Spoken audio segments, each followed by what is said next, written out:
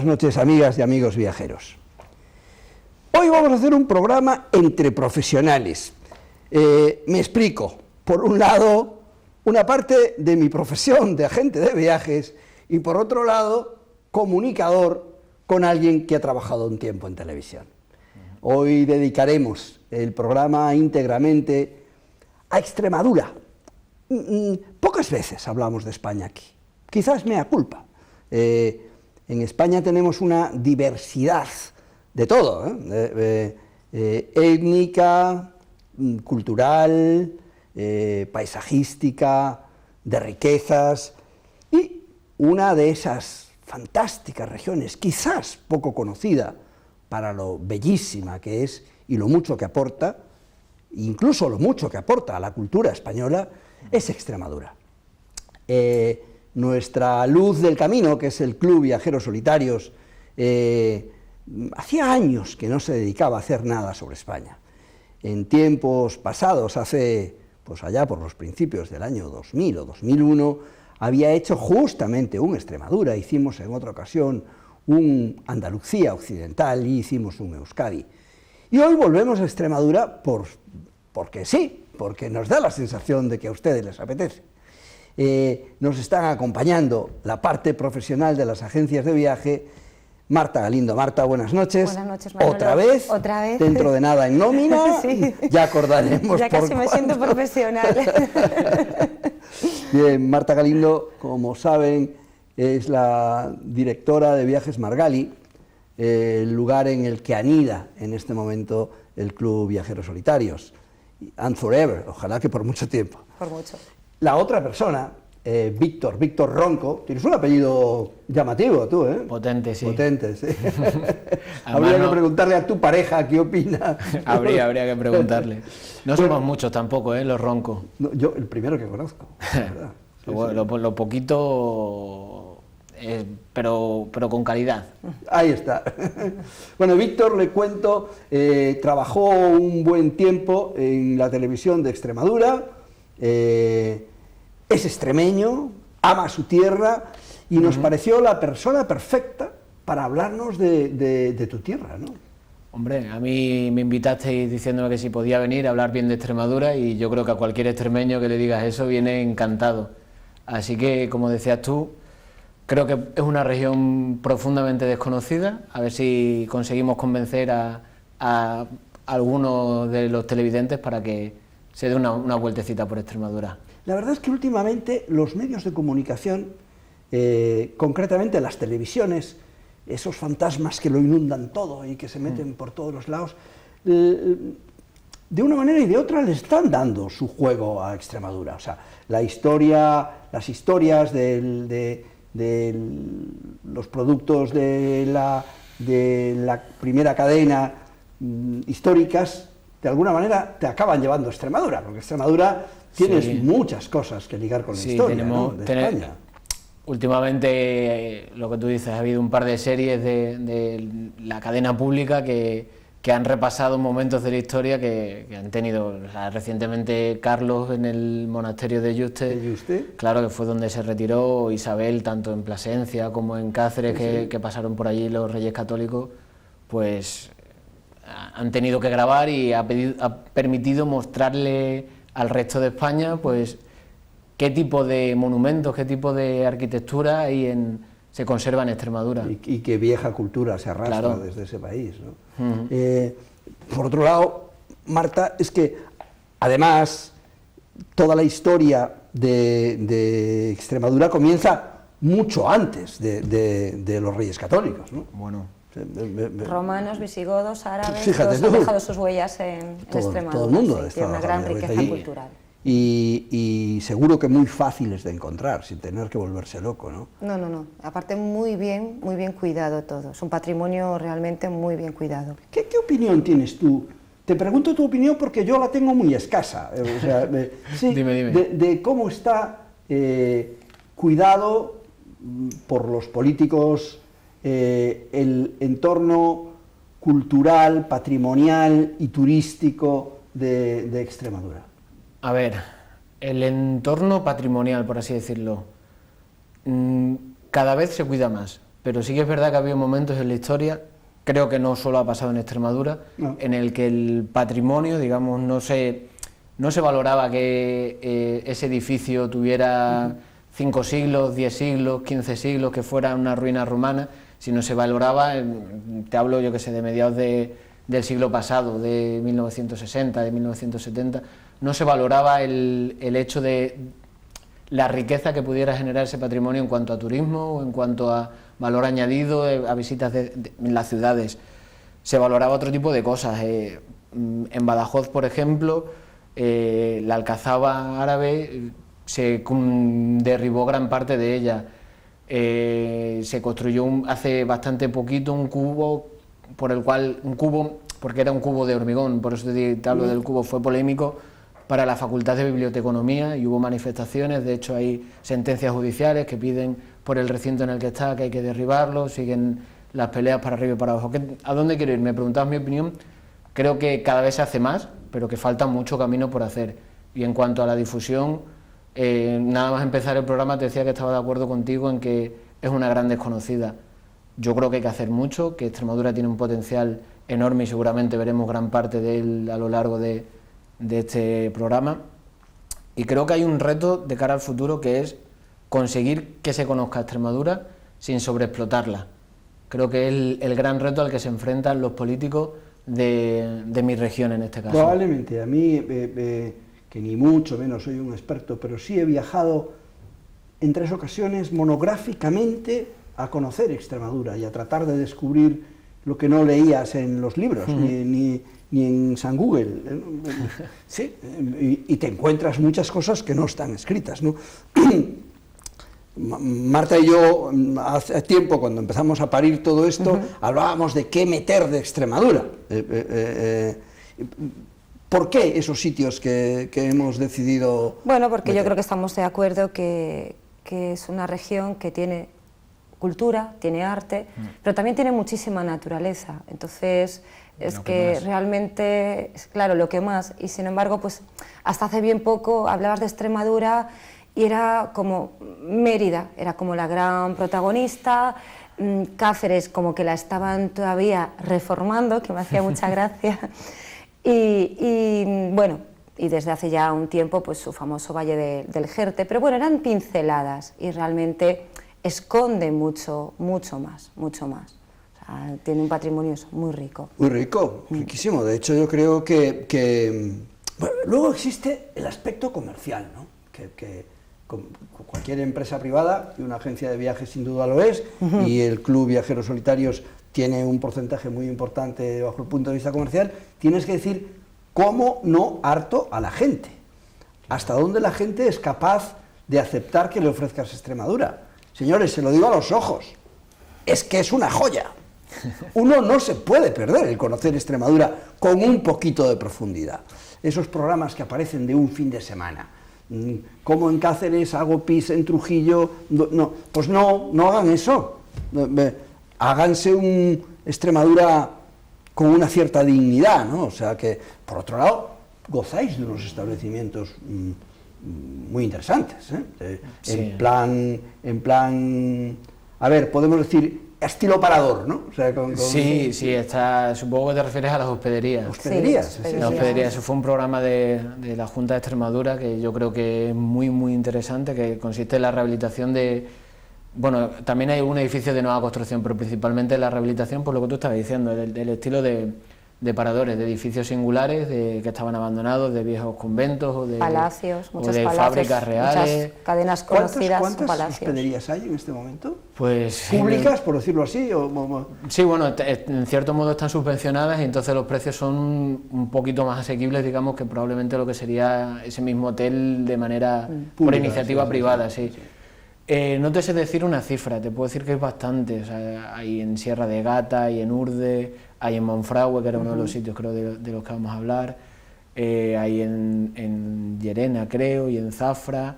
O sea, mínimo media docena debe haber. La que empezasteis más tarde, Sí. te estoy metiendo a ti en la... Claro que empezamos más tarde. Yo creo, no, me refiero más tarde que Galicia, pero Galicia tiene 2 finalmente nada más, ¿no? O sea, pousadas, que le llamamos nosotros. Mira. Pero la verdad es que es una idea estupenda, ¿no? Potenciar de una manera que no es pública, sino subvencionada, una serie de establecimientos que claro, el inconveniente, pensando bajo el punto de vista de una agencia de viajes, es que suelen ser sitios pequeñitos, con pocas habitaciones, ¿no? Sí. Claro, aprovechamiento... Sí, pero bueno, tienen su encanto. Hombre, y es lo que buscas también en un destino encanto. así. O sea, yo creo que es más bonito alojarse en un sitio con encanto, con historia, sí. que un gran hotel. Gran hotel son para otro tipo de ciudades. Son amores o de distintos, destinos, yo creo, sí. ¿no? Son amores distintos. O sea, si estás en un sitio con el sabor, con el íntimo sabor de que puedes buscar en este viaje de Extremadura, supongo que estás mucho más a gusto, si algo más a la hora de dormir te une a la tierra, ¿no? O sea, claro, y lo que tú estás diciendo, yo creo que son sitios auténticos porque te respetan la esencia del edificio histórico, entonces te sientes, creo que hay una palabra que se dice en Galicia que es ensebre, te sientes en un sitio ensebre, entonces lo que tú dices, te sientes como en comunión, por así decirlo, con el lugar en el que estás. Creo que eso sí te lo aporta la hospedería, que no te lo aportaría un gran hotel, que como apuntaba la compañera Marta, para otras situaciones es sin duda la mejor opción. Sí. En este tipo de viajes, yo diría que en todos los viajes que plantea este ya veterano Club de los Viajeros Solitarios, se trata de hacer que la gente se integre lo más que pueda en el entorno en el que va. O sea, si estás en Uzbekistán, la obligación es logras sentirte un poquito uzbeco en algún momento, que coincidas con los gustos, que seas capaz de asumir. Claro, ser capaz de asumir los gustos de Extremadura no es difícil. No. Sobre todo si te ponen una buena tapita de jamón. Un poquito de torta del casar, un vinito de la tierra. Creo que nos adaptaríamos fácilmente. Quizás sea más fácil la gastronomía extremeña que la uzbeca, en ese caso. Seguro. Cuidado que no es mala, ¿eh? No lo dudo, pero más cercana a lo que estamos acostumbrados, la de mi tierra. Sí. Una de las cosas que no hemos metido, al menos pensadamente, luego en el viaje seguro que se puede encontrar, ¿no? Es una dehesa llena de toros, que las hay muy buenas, ¿no? Hombre, hay extensiones muy grandes de fincas dedicadas a la ganadería y al ganado bravo, a los toros bravos. Yo no soy un gran aficionado a la tauromaquia. Yo cero, más bien en Évora, pero bueno. Pero sí que es verdad que es una actividad que en Extremadura reporta bastante dinero. De hecho, uno de los presidentes, bueno, el que ahora vuelve a ser presidente, Guillermo Fernández Vara, en su día se debatía sobre si los toros eran un bien de interés cultural, no lo era. Como te decía, yo no soy aficionado, pero para mí Vara dijo una frase en aquel momento en el que yo sí que me pude sentir identificado, que era: para Extremadura no sé si son un bien de interés cultural, pero sí son un bien de interés económico. Es una actividad que reporta ciertos beneficios a la región el tener esa ganadería. En un momento como este, que vivimos rodeados de política, tendencias, necesidades, lograr hacer una separación así, no sé si es de bien cultural, pero sí es de bien económico, parece muy práctico, ¿verdad? Yo tampoco soy amante de los toros, nunca he ido a una corrida, pero sí que entiendo que es un tema, cada vez que lo plantean en la tele, sí que me parece un tema muy delicado, o sea... Claro, yo estaba llevando el tema no a lo largo del mundo de los toros, plaza de toros, corrida, sino de la tremenda belleza de una manada de toros bravos, libres, por una dehesa, con alcornoques por un lado, con hierba verde por otro, el bicho libre, una amplitud, eso es de una belleza... Sí, eso es muy bonito. Tremenda, y es ¿no? nuestro, O sea, de hecho, además, yo si quieres mi opinión, creo que donde hay belleza y donde hay arte realmente es en el animal, en el campo, disfrutando. Campo abierto. Efectivamente, sí. Cuando lo puedes ver. No es lo mismo ver a un animal en una plaza de toros o en un zoo que verlo en su entorno. Y verlo en su entorno yo creo que es lo que realmente es bonito. A mí no me gustaría participar en un coloquio, ni siquiera como tertuliano, sobre toros. No, lo siento, no respeto la opinión de todo el mundo, la mía no es. Pero la belleza del animal, ese animal fuerte... Bueno, y que forma parte de nuestra cultura, eso es innegable. O sea. Y tiene una belleza fascinante, ¿no? Y una historia, que desde el origen, ¿no? Y hombre, curiosamente sí me gustó toda la vida aquel famoso el anuncio del toro de las carreteras. El desborne, es una belleza, coño, parecía un... Y sigue. Bueno, y de hecho es un anuncio que está protegido, o sea, la imagen, no el anuncio, la imagen es patrimonio ya nacional, forma parte del paisaje del país. Sí. Y eso que se debieron de retirar muchísimos en algún momento de la historia, ¿no? O sea, quizás hayan vuelto ahora, pero yo creo que se habían retirado muchos, ¿no? Lo que yo sé, por los que pues hace poquito he ido a León y me he encontrado con uno, cuando la famosa ley de retirar pues las vallas publicitarias en carreteras, permitieron que se quedasen la del toro de Osborne y la famosa botella con el gorrito de Torres, creo que era de los vinos de... No, de Tío Pepe. Tío Pepe, justo. Y eso forman parte ya de nuestro patrimonio. Algo tendríamos que hacer en el norte, ¿verdad? Para lograr, porque si te fijas, los dos... ¿Emblema? ¿Podemos llamarlos emblemas? Son muy andaluces. No, del sur. Del sur. Sí, pero habría que buscar... Quizá la meiga no era lo apropiado, un hórreo, yo qué sé, o un barco. Nosotros también tenemos muchas. Un pesquero. Llegas a Galicia, te encuentras con los hórreos y con los cruceiros y sabes que estás en Galicia. Y se ven desde las carreteras también. Hombre, los hórreos yo creo que es una imagen muy gallega, típica, sí. Típica y muy bonita. Sí. El hórreo gallego, además, que es bastante diverso, los hay de una belleza fascinante, ¿no?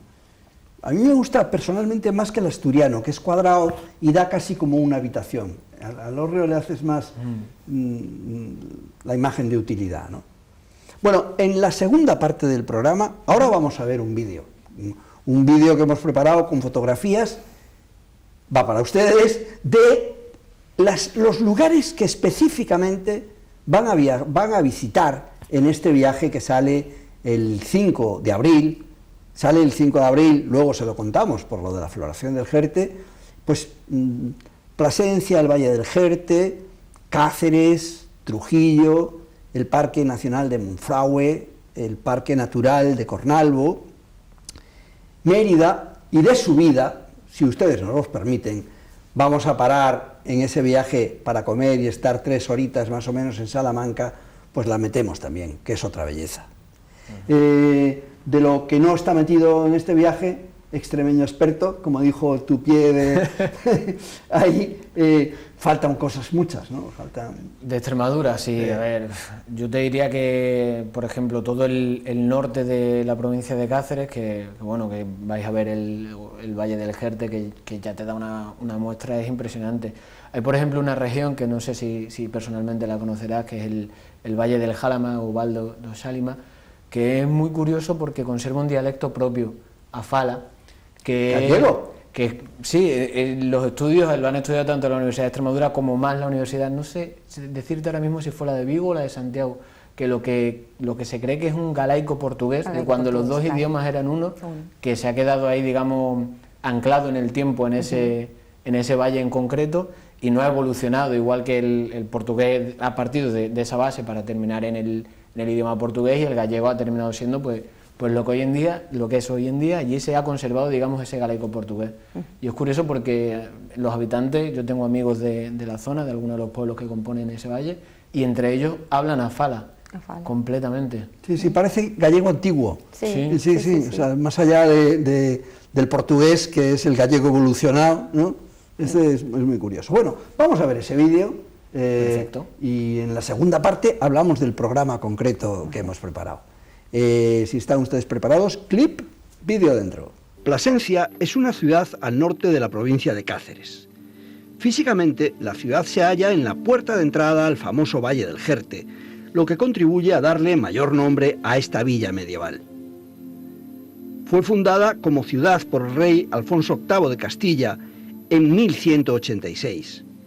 Su establecimiento en el lugar se debía a razones de estrategia militar propias de la Reconquista, pues a escasos kilómetros de la ciudad se hallaban las fronteras castellanas con el Reino de León al oeste y con los musulmanes al sur.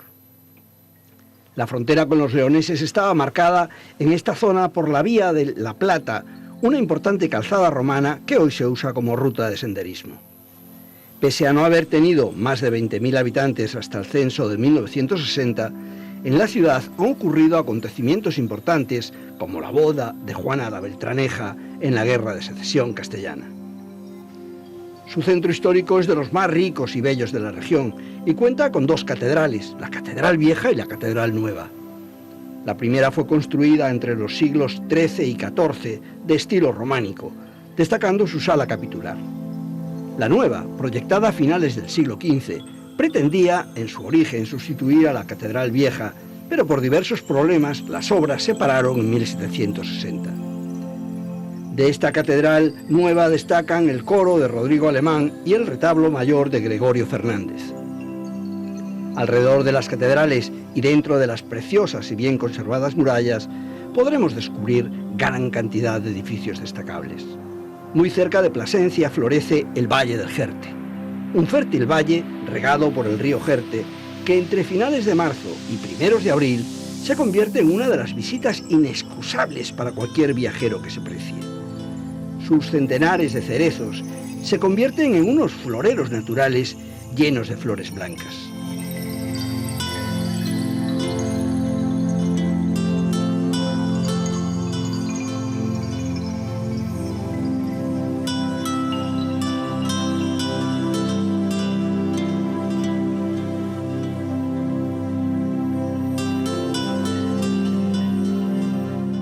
El recorrido por Extremadura deberá continuar por Cáceres, capital de una de sus dos provincias. Su ciudad vieja fue declarada Patrimonio de la Humanidad por la UNESCO en 1986, ya que es uno de los conjuntos urbanos de la Edad Media y del Renacimiento más completos del mundo. La concatedral de Santa María, el Palacio de las Veletas, los palacios de Golfín de arriba y de abajo, la Casa del Sol, la Torre de Bujaco o el Arco de la Estrella son algunos de sus monumentos más bellos y admirables. A menos de una hora de camino llegamos a Trujillo, pequeña población de menos de 10.000 habitantes, pero llena de historia, monumentos artísticos y ciudadanos ilustres en el siglo XVI. Trujillo ha recorrido todas las etapas de la historia, desde el poblado romano a la ciudad medieval, lo que le ha servido para obtener los títulos de ciudad muy noble, muy leal, insigne y muy heroica. Aquí nacieron Francisco Pizarro, conquistador del Perú, cuya escultura ecuestre se levanta en la Plaza Mayor, Francisco de Orellana, descubridor del río Amazonas, y otros muchos descubridores. Su importancia histórica, su situación, su entorno natural y su astronomía han hecho de Trujillo un importante centro turístico de Extremadura. De esos monumentos destacan el castillo, antiguo alcázar árabe, la iglesia de Santa María la Mayor del siglo XIII y los palacios de la Plaza Mayor. A media hora de Trujillo se halla el Parque Nacional de Monfragüe, ubicado en el centro de la provincia de Cáceres, en el triángulo que formarían las conocidas ciudades de Plasencia, Trujillo y Cáceres. Su eje vertebrador lo constituye el río Tajo, a su paso por suaves montañas rodeadas de extensas dehesas. Fue declarado Parque Natural el 4 de abril de 1979 para evitar que las plantaciones de eucaliptos eliminaran el matorral y el bosque autóctono, hábitat de gran cantidad de la fauna que amenazaba. Desde su declaración como espacio protegido hasta hoy, se han ido consolidando como un verdadero santuario para observar aves, donde miles de viajeros del mundo pueden disfrutar del vuelo de las cigüeñas negras, los alimoches, los buitres leonados o la rarísima águila imperial. Además, bellísimos paisajes y una vegetación incomparables. Ya en la provincia de Badajoz alcanzaremos la actual capital de la autonomía extremeña, Mérida, la augusta emérita romana. Un paseo por sus calles permite disfrutar del patrimonio legado por sus antiguos pobladores a lo largo de los siglos. Sus calles y edificios son un reflejo del paso de la cultura romana, visigoda, árabe y cristiana. Su principal momento histórico sucede en el año 25 a.C., cuando el emperador Octavio Augusto ordenó fundar la colonia Augusta Emérita, en la que se asentarán los militares veteranos eméritos de las legiones quinta y décima, tras las victorias frente a los cántabros en el norte de la península ibérica. A partir de aquí, Mérida se convierte en el más puro reflejo de la riqueza romana de la época, y así lo testifican sus importantes ruinas.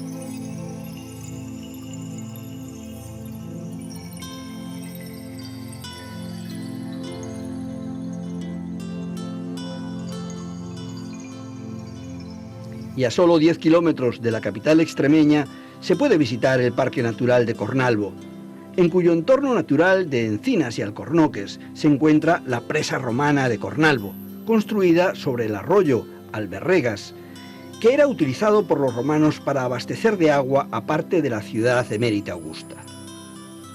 Fue declarada Monumento Nacional en 1912 y su embalse se sigue utilizando en la actualidad. En las laderas de las sierras existentes, zonas donde se conserva la vegetación del bosque y matorral mediterráneo, siendo el hábitat ideal para una gran variedad de especies animales. El alto grado de conservación de estos ecosistemas y la escasa incidencia de las transformaciones humanas permite que aquí habiten más de 250 especies de vertebrados, destacando el esquivo gato montés.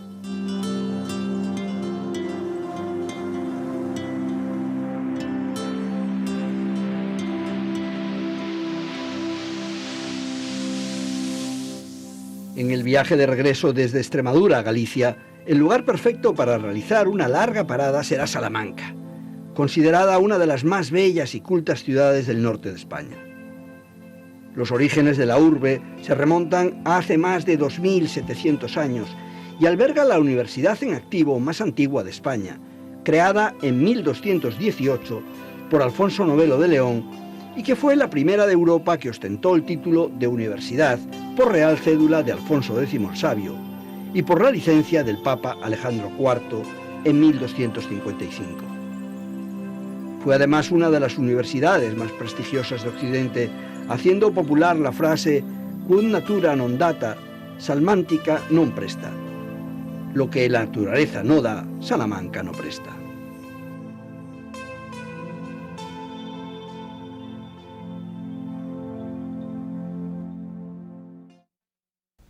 La verdad es que probablemente este videomontaje de fotografías solo se acerca un poquito a la belleza, pero gusta, ¿verdad? Sí, yo no sé a vosotros, pero a mí me pareció... A mí me han entrado ganas de ir para mi tierra ya. Sí. Eso es la morriña, querida. No, pero sí, la verdad, o sea, queda o sea, en 10 minutos de vídeo te dan para que te sientas atraído por él, ¿no? O sea, así en principio a mí me surge que hay una paridad entre espacios naturales y espacios histórico-artísticos, ¿no? Sí, yo es lo que comentaba antes, que creo que en este caso vamos a ir con frases célebres, tanto monta tanto, o sea, tanto es bonito la naturaleza que tiene, que yo creo que es un poco la gran desconocida, salvo el famoso Valle del Jerte, y culturalmente, pues bueno, ya lo hemos comentado un montón de veces ya esta noche, que realmente tiene mucho patrimonio que descubrir y conocer. Sí, aún así, me gustaría saber a mí cuánta gente, bueno, oír hablar del Valle del Jerte posiblemente mucha gente, o sea, se ha ampliado el núcleo, pero conocerlo supongo que no tanto, ¿eh? Yo te diría, desde aquí, desde Galicia, no te sé decir, pero por ejemplo desde Madrid, cuando está la floración sí que hay muchísimo tráfico de gente, porque por cercanía geográfica. Porque ¿Cuánto tardas de Madrid al Jerte? Claro, por eso te digo. 3 horas. Incluso menos. Incluso menos, ¿no? Sí, de hecho es un destino para muchos madrileños el norte de Extremadura, pero entiendo que desde aquí, desde Galicia, lo que tú dices, ya no te renta, no te interesa hacer un viaje para un día, tienes que plantearte hacer una visita y conocer en profundidad Extremadura para que realmente te merezca la pena las 6 horas o 7 de coche que vas a estar. Claro. A nosotros nos ocurría preparar este viaje a Extremadura un poquito más adelante, pero al final nos rendimos a la evidencia, hacerlo en esa semana para hacer coincidir. por toca madera, por si lo encontramos abierto.